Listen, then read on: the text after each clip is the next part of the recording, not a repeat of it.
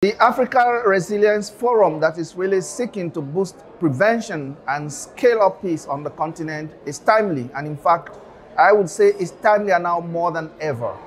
And why do I say it's timely? It's timely because of a couple of reasons. First, the development landscape, and especially the development finance and the inflow, has never been on a downward trajectory as it is today.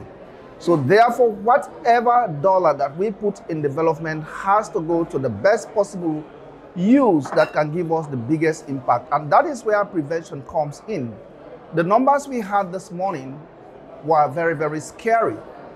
That the continent spends some $51 billion on conflict management is far more alarming. That money can do a lot on the prevention side. It can do a lot on the development side. And that is where we see this forum as very important, a forum that brings people together for dialogue, for partnerships, but also to ensure that we pull resources together to really do a lot on the prevention side.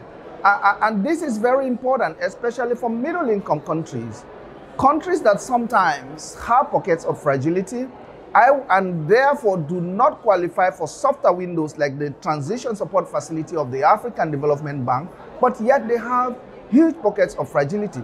So I say such countries are hit by a double whammy. First, a double whammy because they miss out on getting resources that are really concessional that could go into their development financing, but more importantly, their budgets are overstretched on really trying to contain pockets of conflicts, which if we really garner our efforts around, we can address those conflicts and ensure that governments focus on the development aspects that really sustain and stabilizes those situations. We are talking of water and sanitation, we are talking of energy, we are talking of transport, but we are also talking of social sectors.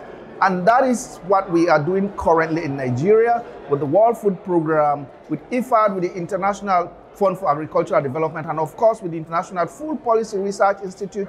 We are adopting an approach that will try to bring these partners together to rethink our engagement in areas that have pockets of fragility. We look at pockets of peace and stability, try to build on those and scale up using a blended financing approach that will bring all these partners together to make sure that prevention does not become an annex, peace does not become an annex, but it actually becomes central. Because there is no development without peace, and in the same vein, of course, there is no peace without sustained development. Thank you.